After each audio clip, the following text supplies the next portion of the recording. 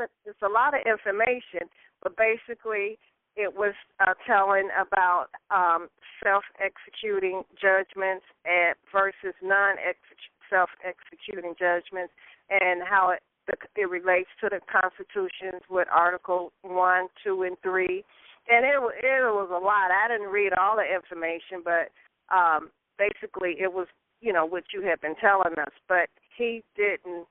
His question was he didn't see where that had anything That's because to he do. doesn't know how to read the Constitution, okay? And so I have that link, and I sent that. I replied to him and sent him that link. Send him the link. Okay, that's enough. Okay.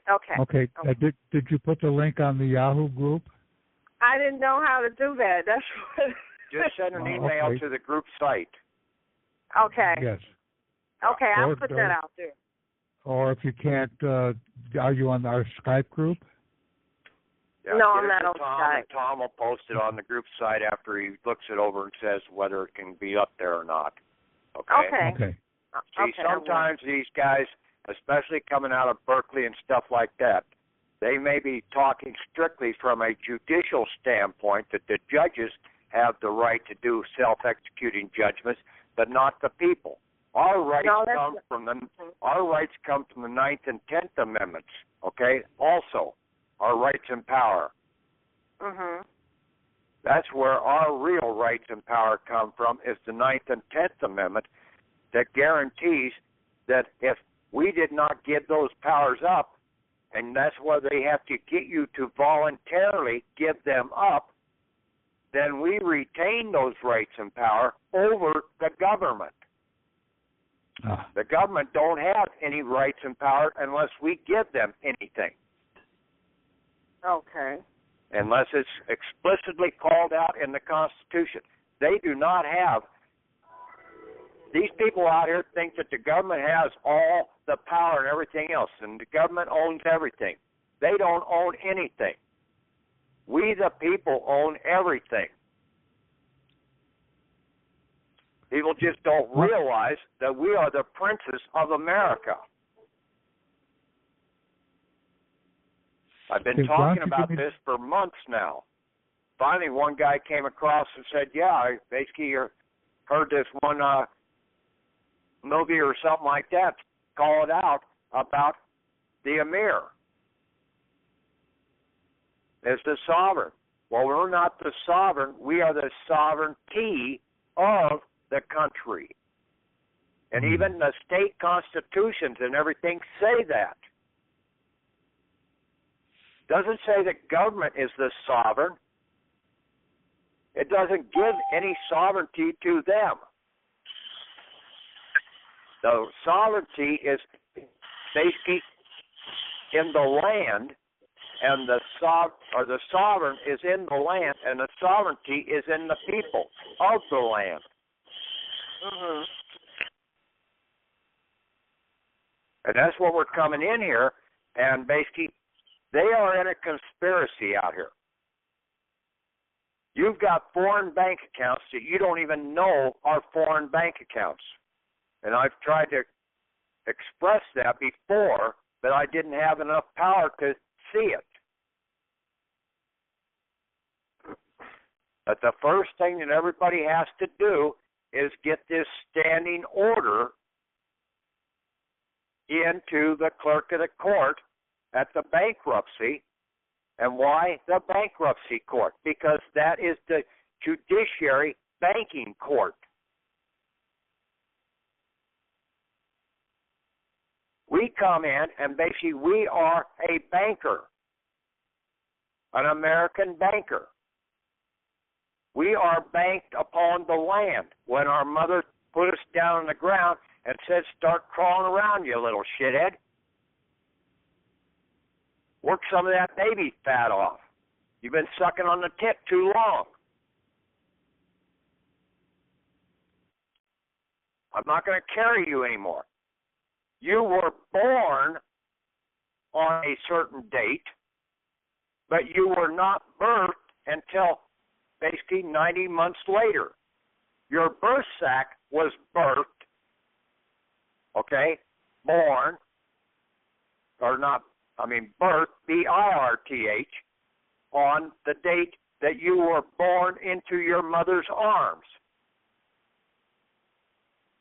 You weren't put on the ground when the nurse cleaned you all up and everything. She didn't put you back on the ground. She put you into your mother's arms to be born by your mother for another 3 months.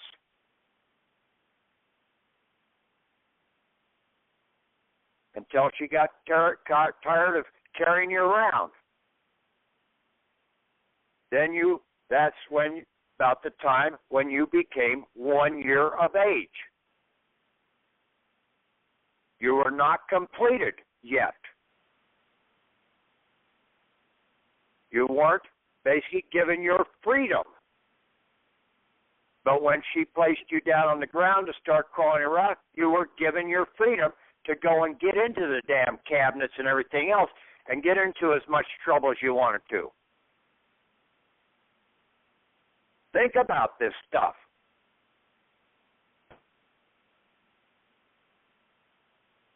It ain't that damn hard.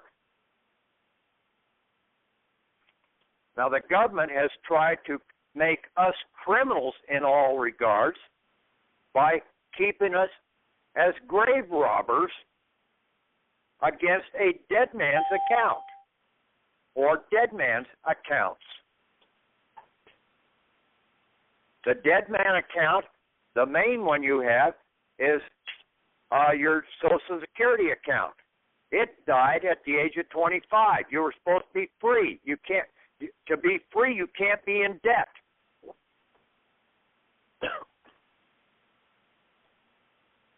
Okay? Okay. And basically it says that right in the Constitution. How does it say it in the Constitution? It says to be a representative of anybody, you have to be 25 years of age. You have to learn to read between the lines of what the founding fathers put there. The answer is there. The Constitution is one of the it's not totally perfect, but it is more perfect than any other document that has ever been written out here for the protections of the people against the government. It gives us the power to bring the government into control.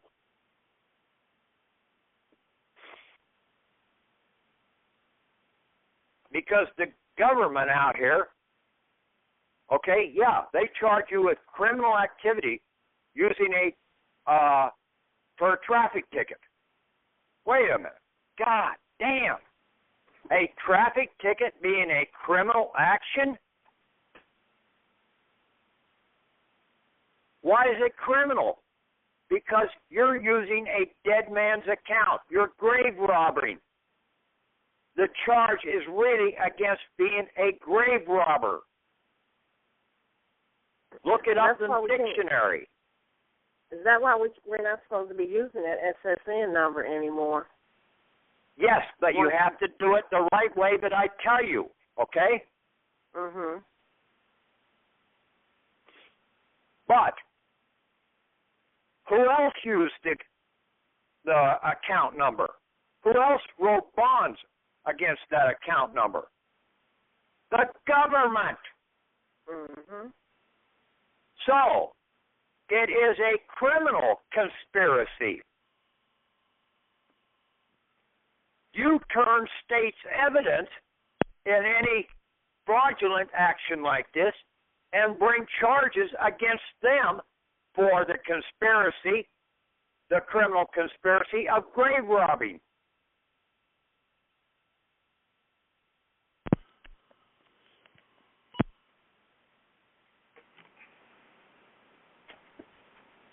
It only stands to fact.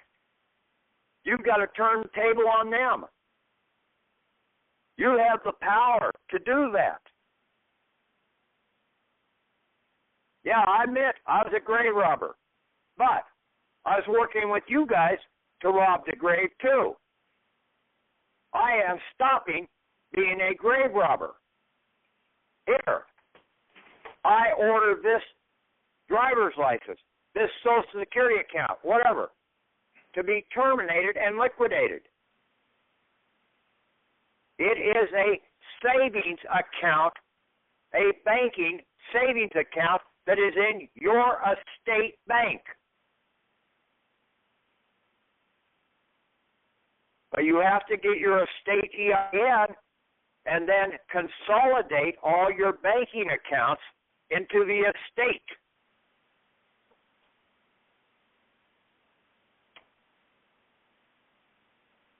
The bank routing number, or the bank number that you have, is your EIN bank routing number.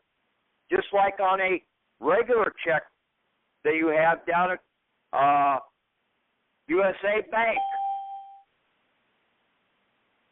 The first number that's down on the bottom is the routing number, is the bank's number. That's the number for the bank. The middle number is the account number. And normally all those account numbers are 11 digits. I was looking at the driver's license, the certificate of title to the vehicle, the certificate of title to the property, the voter registration card that I have, numerous different items. They're all 9 digits. Well, wait a minute. I just said that the account number should be an 11-digit number.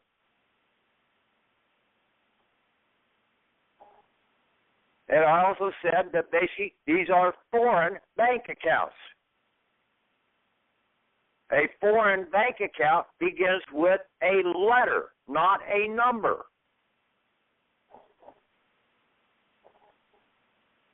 You take your driver's license, if it's 9-digit, and you put the 2 alphabetical letters for the state in front of that.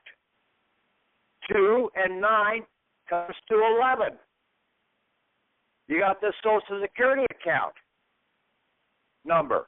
It's 9 digits. So we know it's a foreign bank account. You put SS in front of it. Now it is a foreign bank account, but it's a savings and insurance policy. They're able to write bonds against a savings account. They can't write bonds against a checking account unless it's an interest-bearing checking account. So these are savings accounts that have an insurance policy as a rider to them. But they're foreign bank accounts. As long as you have those foreign bank accounts, you're trading with the enemy. Whether it be the all-capital state of ship forever, or whether it be at the Church of Rome or Lloyd's of London out of London town on the Social Security system that has a foreign branch office in Maryland.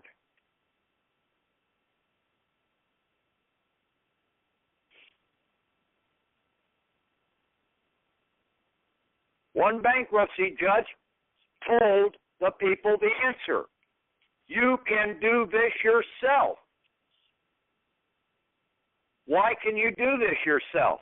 Because you are an individual, private, principal banker. When you were basically taken, when your mom put you on the ground, you were banked. Not only birthed, B-E-R-T-H, but you were banked upon the land. Now you became a banker. you were given an inheritance at your full 1 year of age, your princely inheritance. But it was held in an apprenticeship, and I've said this over and over again numerous times on these calls.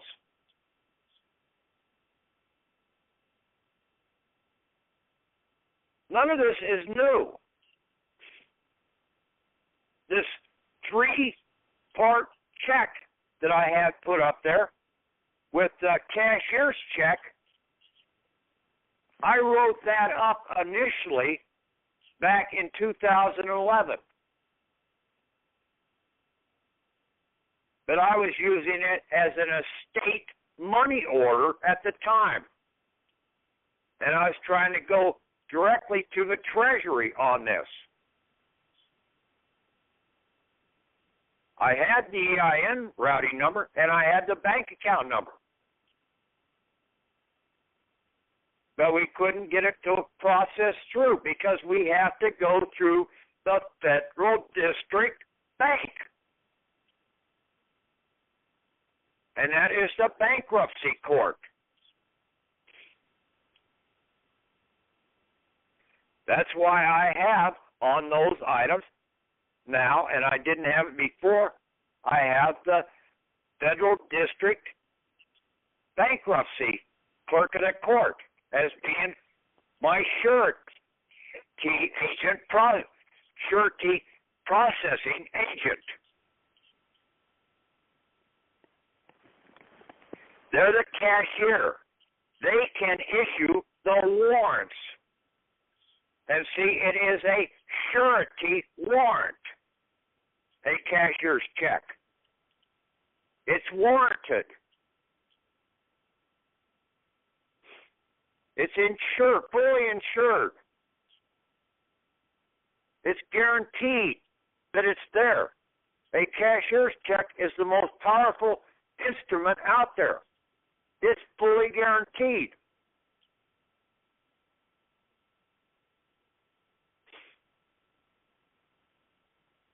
It's like a bearer bond in all regards. You walk in and you walk out.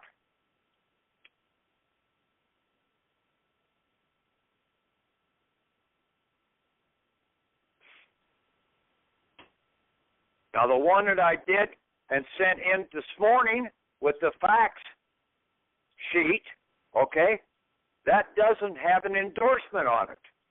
Why? Because basically on the front side, I endorsed it when I, as the principal banker, said on there that basically I authorize and demand payment. Payment demanded by principal banker, Mr. Patrick Devine. That is the authorization and the endorsement. Because what is an endorsement? It is a demand for payment.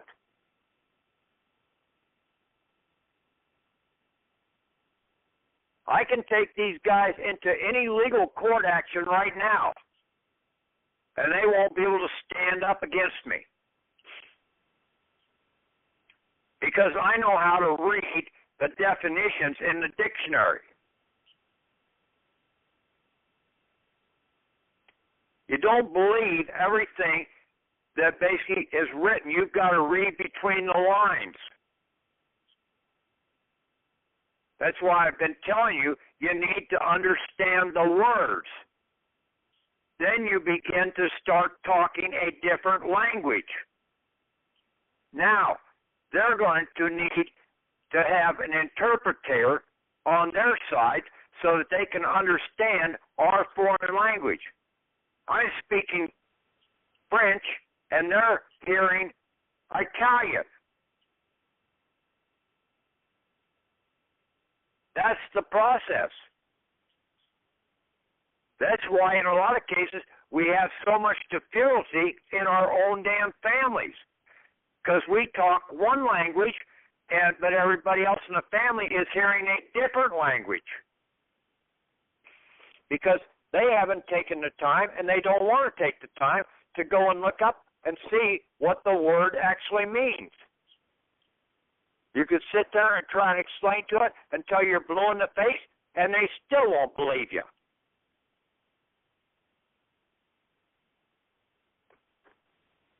This judiciary banking system, while we're in this estate action, is covered by their Title 28 USC.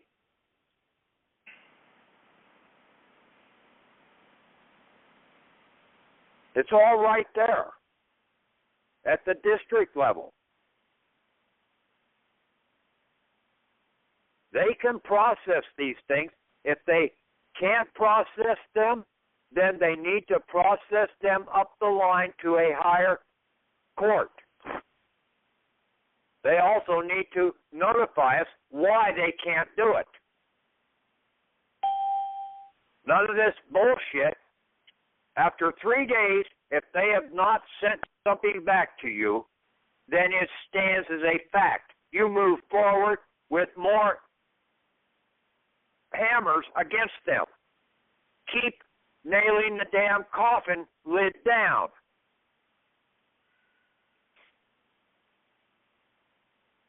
They will bury themselves. So they either start understanding the real law, or basically they're going to go to jail. Just like I told this one clerk. I said, basically, you guys do not stand above the law, and basically you are just a corporation, and any corporation can be taken down.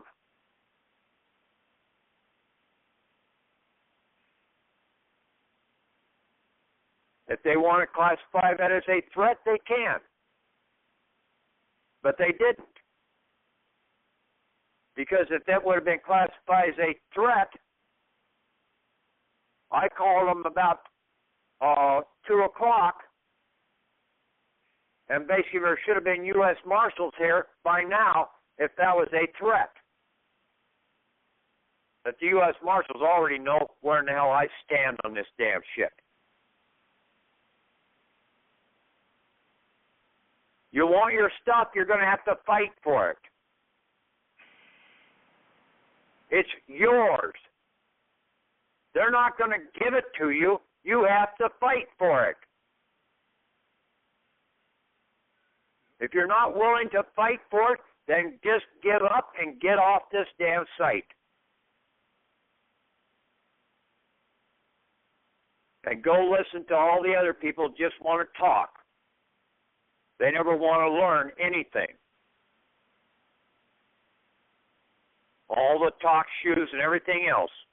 All the people that, well, my court case is doing this, and here I've got an 85-page document that I submitted into the court. Total bullshit.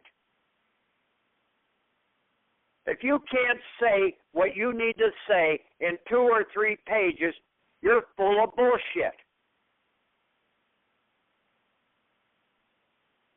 Because the judge is never going to read that whole garbage. You're just in an argumentative state. You don't know what you're talking about. You can throw all these damn things out there, but you're arguing the wrong damn laws and the wrong system. I had a guy come over to me the other day, yesterday, stop in, tell me about this one guy that basically was trying to get his wife added to his tax 1040.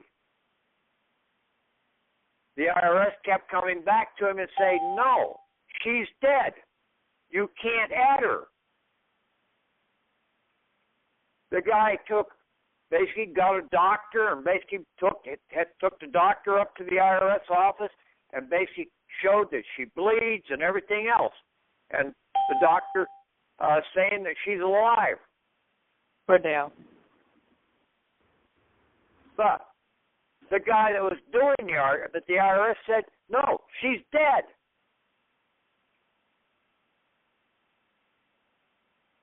The guy that was trying to put her on his 1040, the question that he should have asked, well, if she's dead, how do I become dead? Because if I become dead, then I don't have to do the 1040, right? Right. See, people argue the wrong damn thing. They've got to sit back and look at what is really going on. Who is the real criminal? They've got you operating in a conspiracy. And you don't know, but they are a conspirator in the same action that they're charging you with. So you turn state's evidence against them, you now become immune.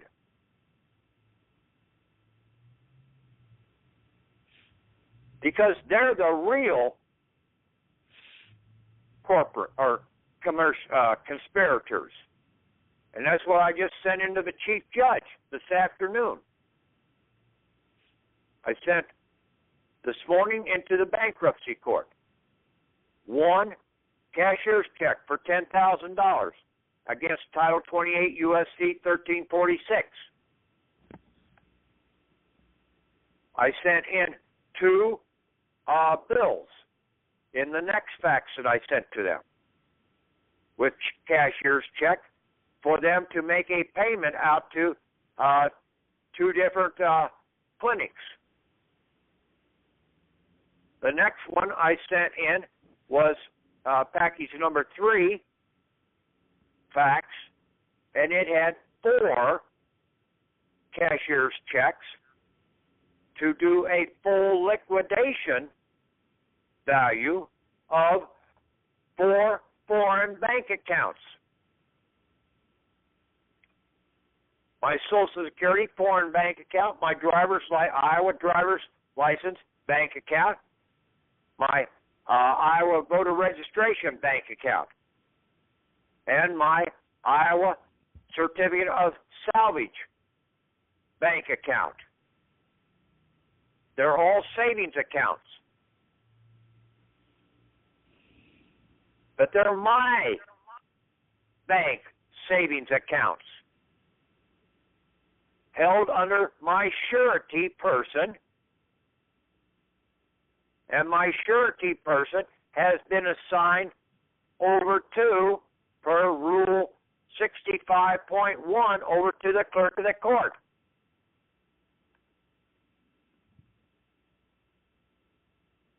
So now when I come in as the president of my bank, I put the order into that clerk of the court, who is also a cashier, and as such is my chief executive officer of my bank in this district. I'm the president and owner. I'm not the chief executive officer. She's now an employee of me, of my bank. Now it becomes under the employee relationship, or back to the old term, master-servant relationship.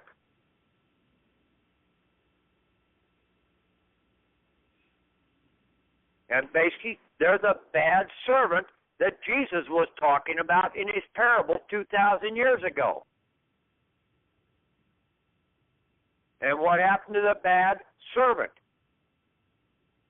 The master threw him in jail.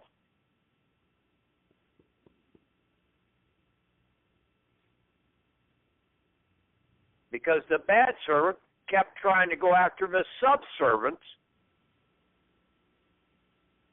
our surety persons, and then they try and attach us to be the surety person in the process, saying that we're violating the banking laws because we're not paying the bill as the banker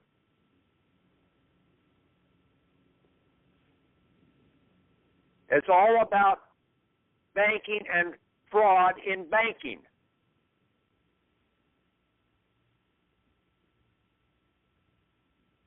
And it's all about them trying to get the funds out of your back pocket.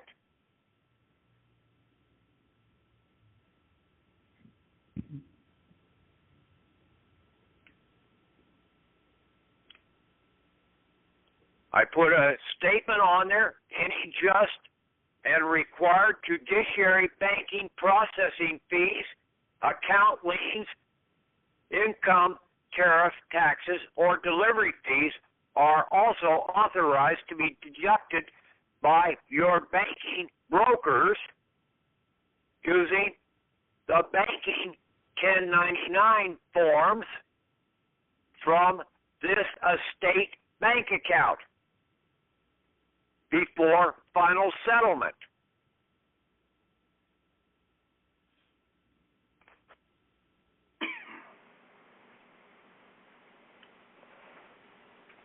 I mean, basically, I don't know how much more you can give them to basically process these things in honor. Mm-hmm. You stand in honor, and they're going to come up in dishonor every damn time.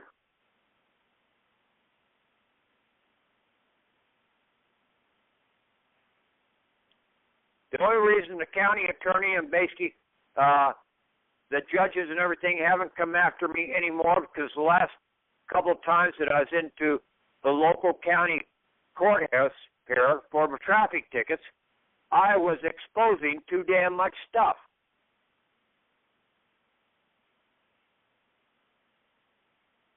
Just like about 3 or 4 years ago, whatever, I'm pretty much banned from the 2 main banks here in town because I knew more about banking than they did.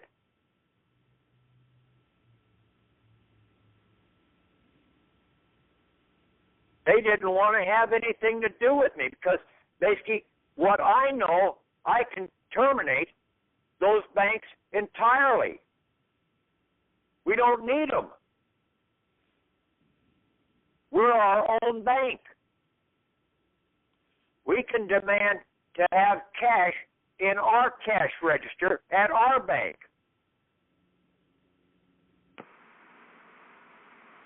We can have whatever we want in our vault at our bank. We can get the Brinks truck to make cash deliveries to our bank, just like them, because we're an American bank.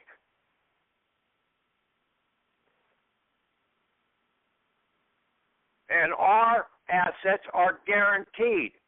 We don't have to wait a 3-day hiatus period for settlement.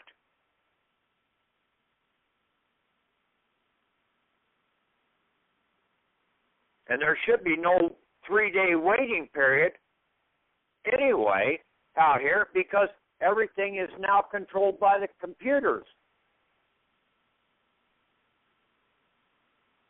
In 2 or 3 hours, basically they could have all accounts settled up. Just like in the movie Eraser. Just like in the movie Fire with Fire. Several movies out here to where a person went into the witness protection program and they give you a completely new ID. They can close down all of your bank accounts and everything and put them over into another account.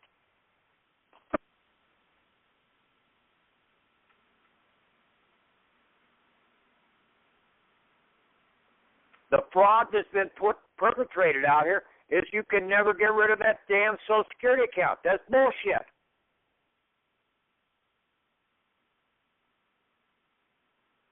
You have to have a driver's license. You're supposed to be a free man.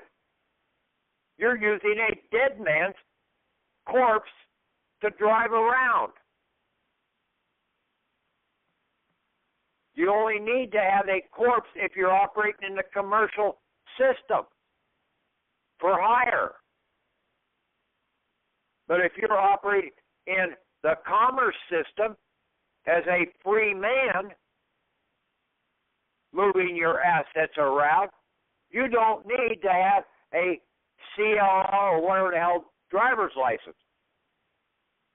You want to drive a Big Mac truck? You can drive it. It's your truck. You're hauling your shit, not anybody else's, so you're not for hire.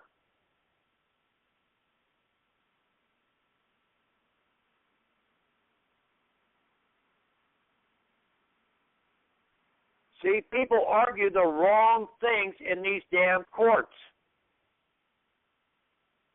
And if they try and force you into anything, they are now in a conspiracy, a judiciary, monetary, banking conspiracy.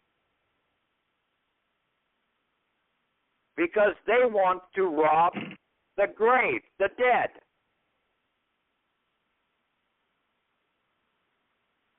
They want you to put a dead account out there, and then they want to be able to rob it. They're grave robbers.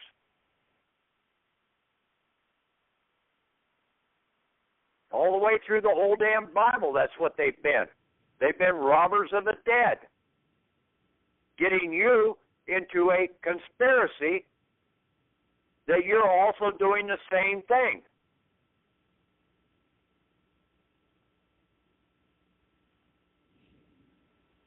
That's why they bring criminal charges against you.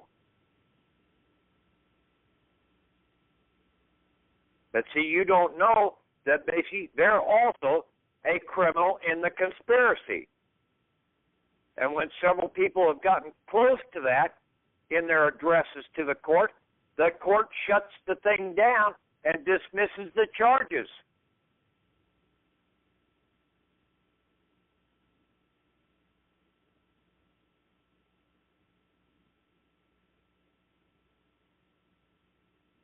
But see, people don't understand half the time why these damn things get dismissed. And then next time around, they go into court expecting an automatic dismissal, and they totally forgot what the hell happened the last time. Just like in the modern movie Alice in Wonderland that's out there, where Alice goes back when she's 18 years old. The first time she went there when she's about 5 or 6 years old. And basically she forgot what had happened the first time around.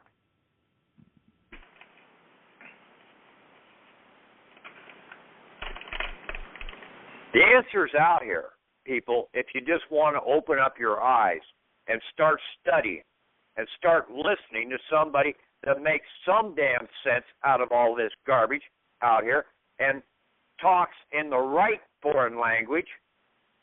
You need to learn the language that I'm talking.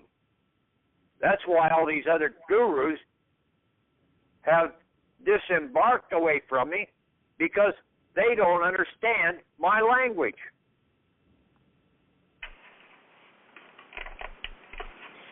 I'm talking the real language that everybody needs to know, not the damn bullshit language that we've been taught by the public school system. And like I said, you can't talk the language until you know what the words of the language mean.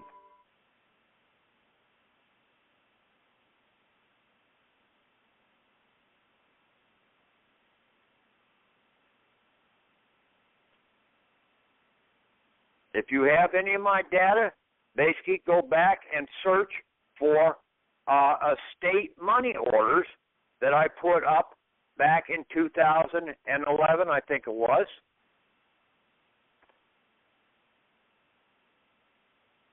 Time frame, and you can take this cashier's check that I had and modify that template. It's in Word document there.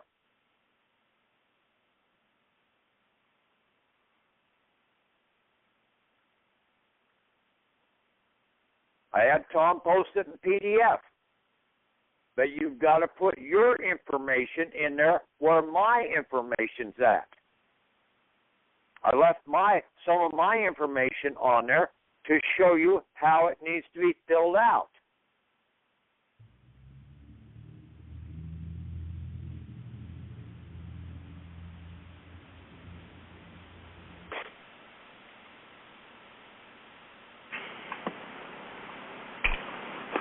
Now, I didn't hear anything more out of the clerk of the court or out of the chief judge's office today. I'm supposed to go up to the VA hospital tomorrow for a checkup. So, basically, I won't be around, so that's probably when they'll show up. Uninvited. Leave a note on the door for them. Yeah, I gave them every opportunity to basically stay in honor. Right now, they're in dishonor. But basically, that is their whole MO in their system.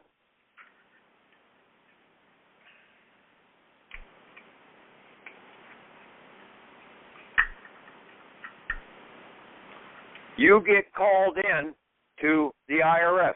You get called in to come into the sheriff's office to meet with the U.S. Marshals or U.S. Postal Inspector or somebody. That's totally wrong. You can reject that offer.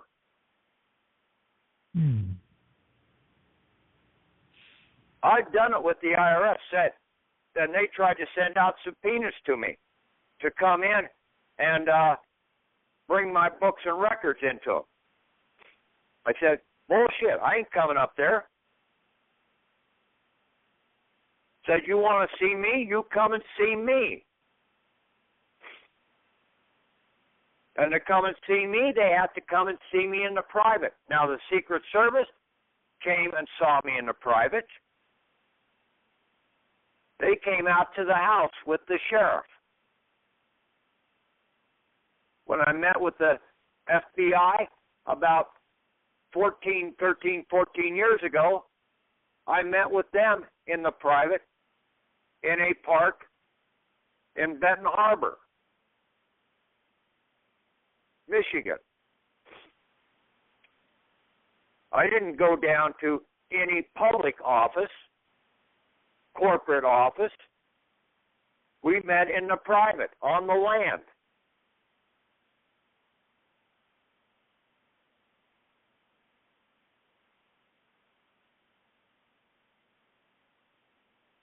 And then you get out here and you start operating with the right birthing date, and you now become a ghost in their system.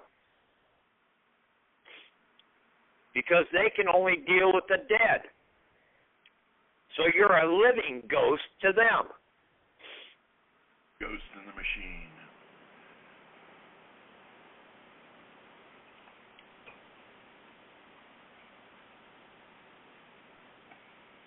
Yeah, everybody has no problem in giving them, in some cases, your name and your birth date. Well, I'm giving you my Social Security number, but I'll give you my birth date and my name. They can track you down from those two items right then and there.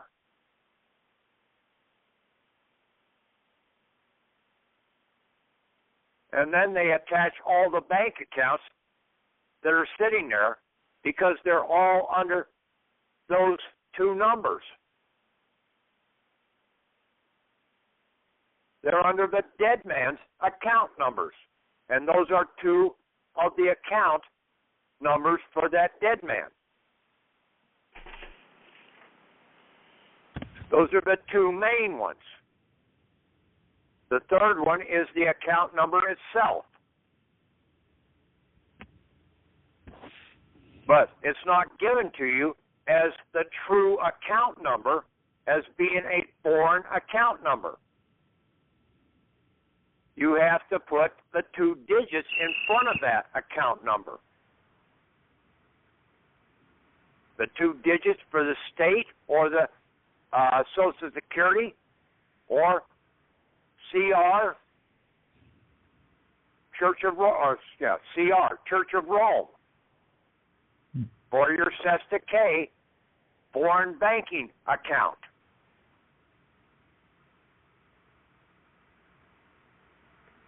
That they're using access to our certificate of live birth registration bank account.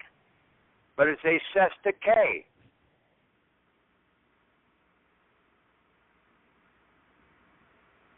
Add up the digits in Cesta K. 9.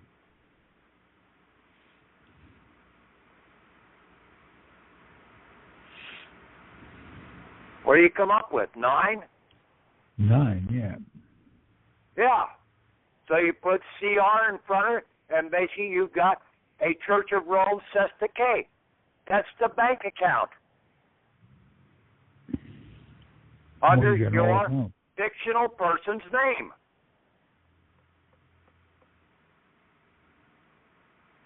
And birth date. And he died at the age of 25.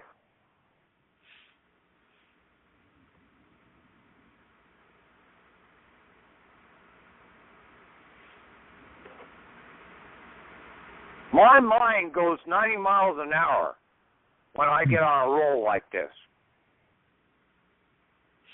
I can see that Cesta K sitting right in front of me, the letters and everything, and say, hey, wait a minute, that's 9 digits.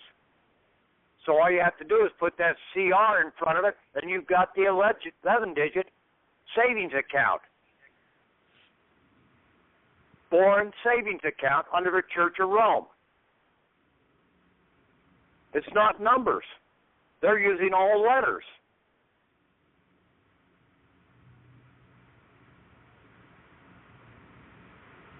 And the only tie that they have is by your name and birth date.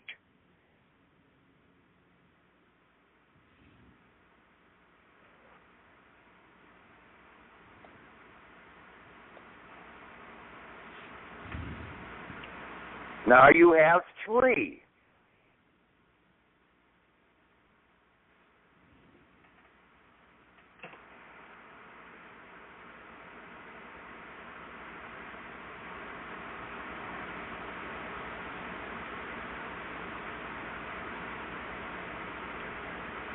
Okay, I've rambled enough on this, and basically the documents should speak pretty much for themselves.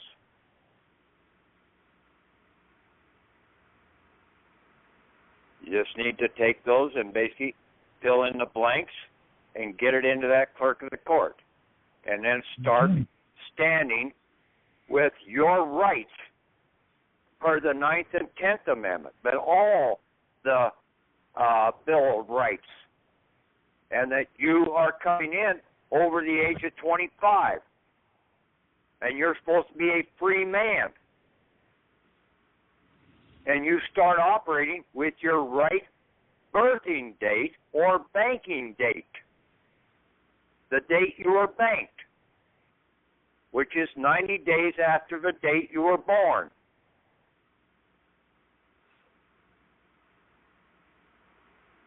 That's when you became a princely banker of America.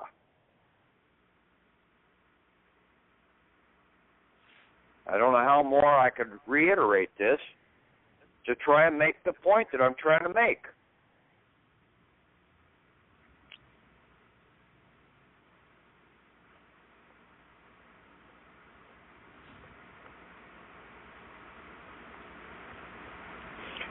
Okay. Questions? And the questions, birthing date, not bullshit. Okay? The BERTH date, that's the 90 days date, right? Yes, it's also your banking date. Right, okay. And the The BIRTH. date you were banked upon the land. Right. I see one small annoying nit, Patrick. You left the I out of cashier's check.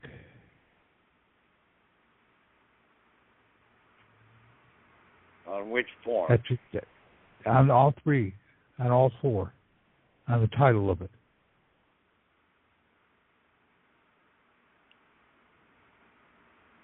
Check number 2 has a pay to the order of, and the other ones just say pay to.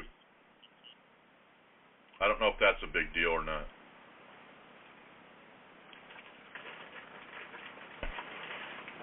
You notice that, Patrick? I mean, Thomas? Yeah, I see that. Yeah, right on the three checks thing. Number 2 is different. Right. The one that basically stands by itself. It says pay to. Right. Okay? That is because that is going directly to the clerk of the court. Okay? The 3 item, okay, Right. is sitting there basically, and it is going out to the person that you're sending it to. Okay? Let me pull it up here. But you have 2 of those saying pay to and one of them saying pay to the order of.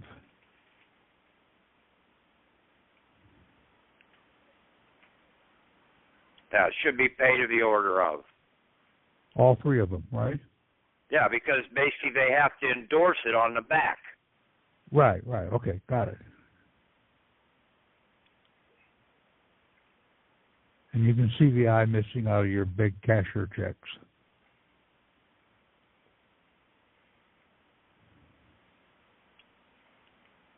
But these are easily fixed. Yeah.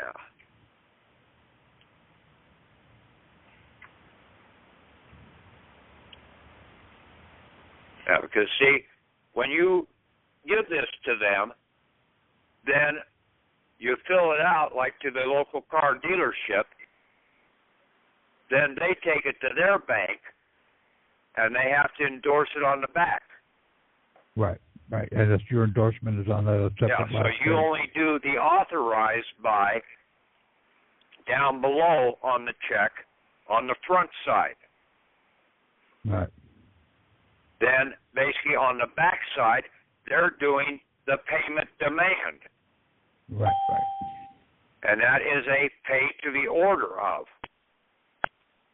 Authorized representative or authorized endorsement. That is a demand of payment. Okay.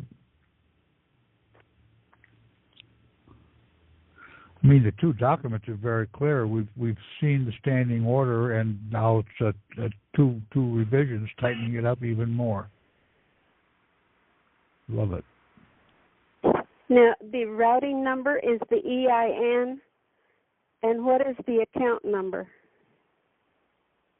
The account number is your Social Security number, or as a foreign account number, or it's your certificate of live birth number. 11 digits, Okay. I told you. Okay. If your certificate of live birth doesn't have 11 digits, it's got 8 digits. Then are you missing your 3-digit state number? Right. It should be 3 digits dash 2 digits for the year of your birth, and then 6 digits. That was supposed to be standardized in 1948.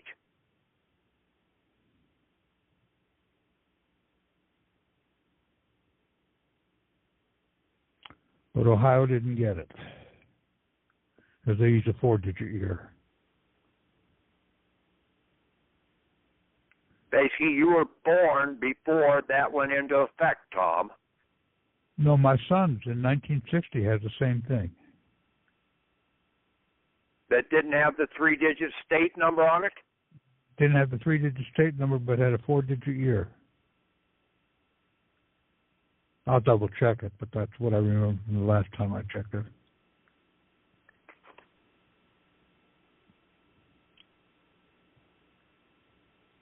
So when we use the Social Security number as an account number, we put the SS in front of it. Yes, when you're going to liquidate that account, yes. Okay. When you're going to liquidate your driver's license, you put IA in front of the 9-digit driver's license number. Okay. When you want to liquidate the certificate of title to your property, to your vehicle, you put the 2-digit state identification in front of that. Now you've got an 11-digit account number.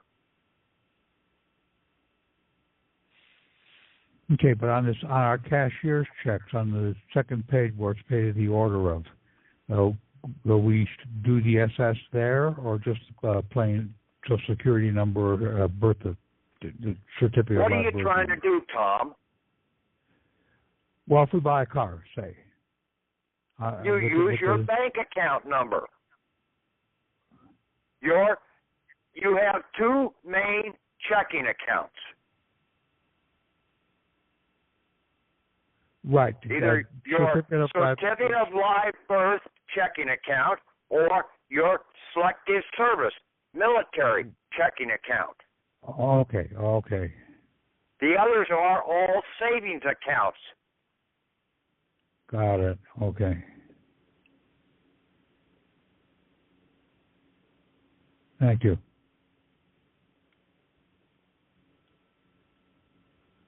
You would have come up with the answer if you would have sat down and thought about it a little.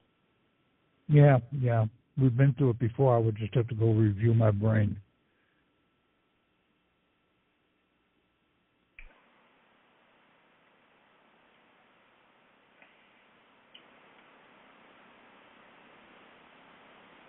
Anybody else have any questions, corrections, whatever?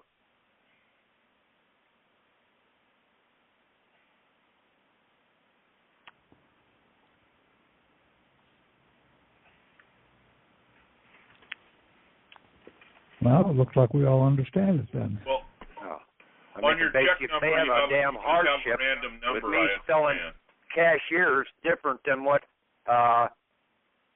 basically with an I missing, basically then they're full of bullshit. They're looking for nitpicky shit. They're not looking for real law. Well, it was big letters that just stuck out.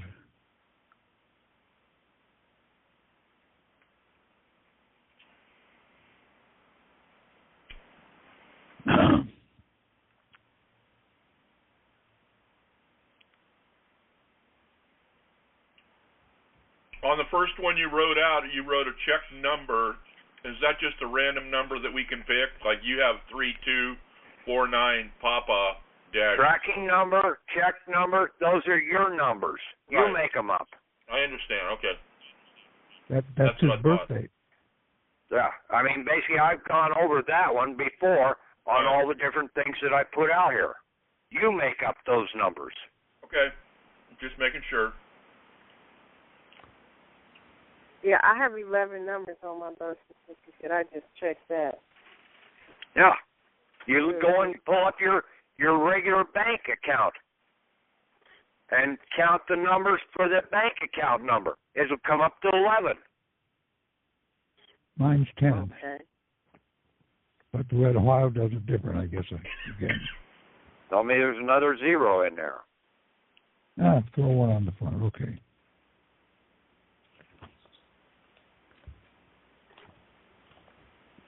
And then the routing number is the EIN number. So, okay, I'm writing this down. The estate EIN number. You write the state. That's the estate bank. That's what gives you your banking authority. That is an estate bank. Your name in all capital letters, capital letter, estate bank. Just You're like right, Patrick. USA Bank, all capitals. Bank America, all capitals.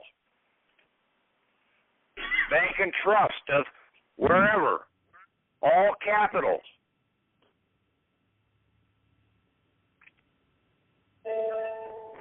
because it's been banked.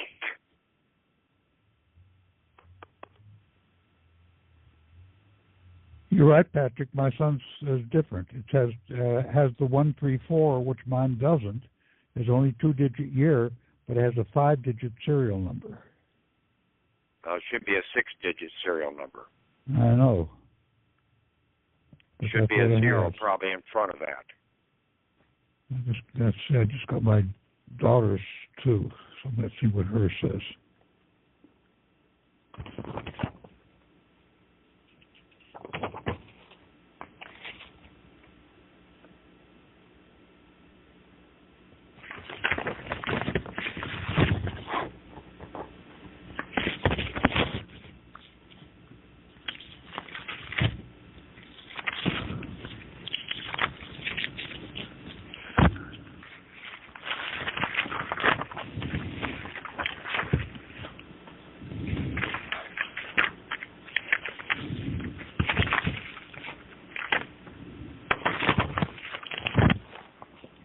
Too much paper here.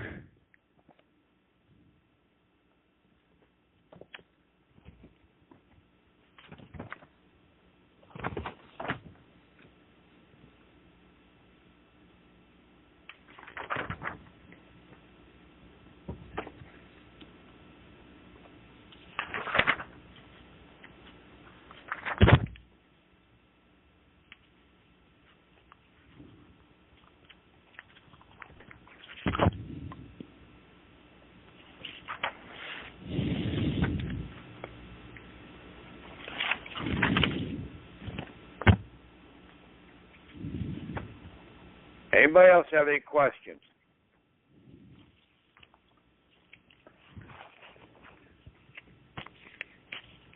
Looks like not.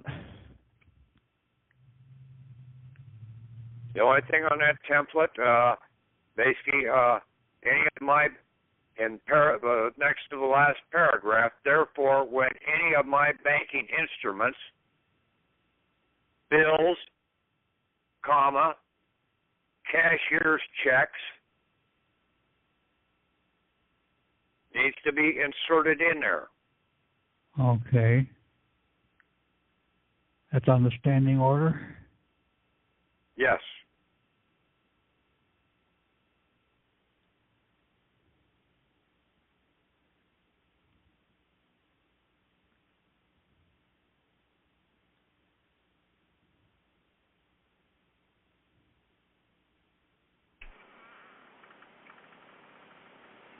I've never seen it before, but I'm seeing it now.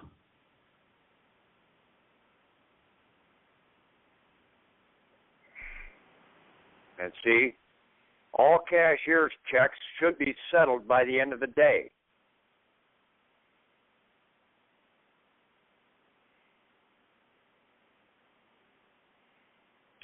Bills, comma, credits?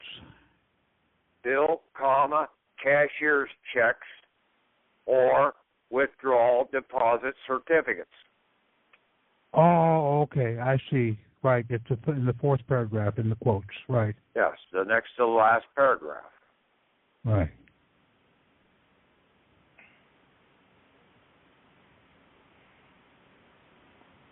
Got it, thank you. And basically, what do all courts want? They want payment by check or by cash or money order. Right. You give them a cashier's check. You don't give them a bond or anything like that. You are not authorized to write bonds.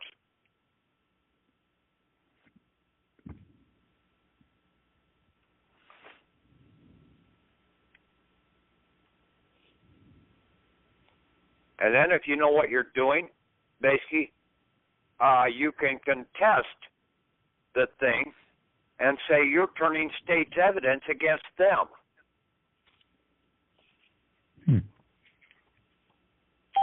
In the conspiracy to defraud out here, both you as the living and rob your grave, your dead man's grave.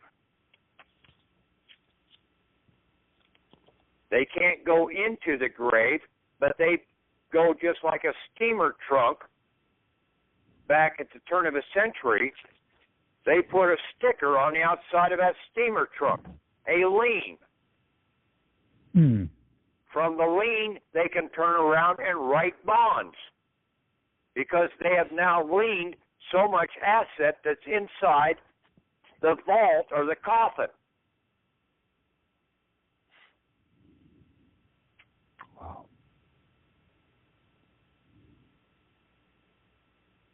Unless you people really start understanding the banking terminology, you're never going to understand how to basically come out and stay out of the system.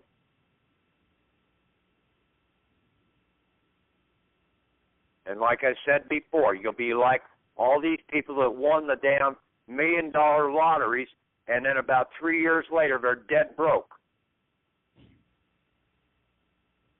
Because they didn't understand anything about money and about how to protect it and keep it out of the shyster's hands, because you will constantly have these shysters out here, these snake in the grass, trying to attack your heel, your Achilles heel.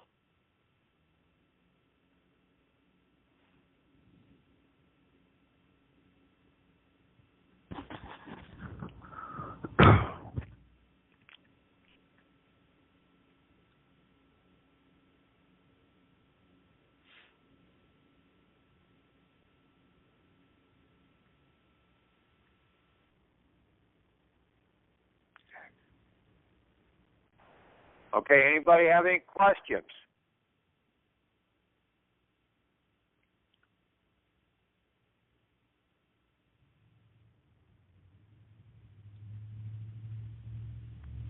Stop playing with your mouse, Patrick. Tom. Pardon? Stop playing with your mouse.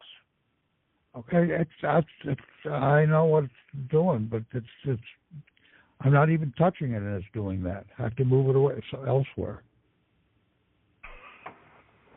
I've got to reinstall the drivers on this thing.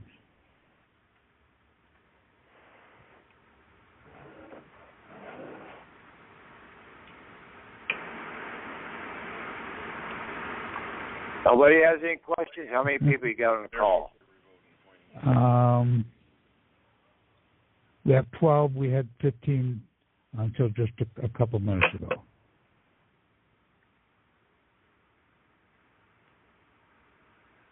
Okay, well, if nobody has any questions or any comments or anything other than that, basically we'll talk to you later. Okay, thank you very much, Patrick. I think you've made it clear, so we can get to work on this. Thank you. All right. Okay. Thanks, Patrick. Good night. Good night, Patrick. Okay.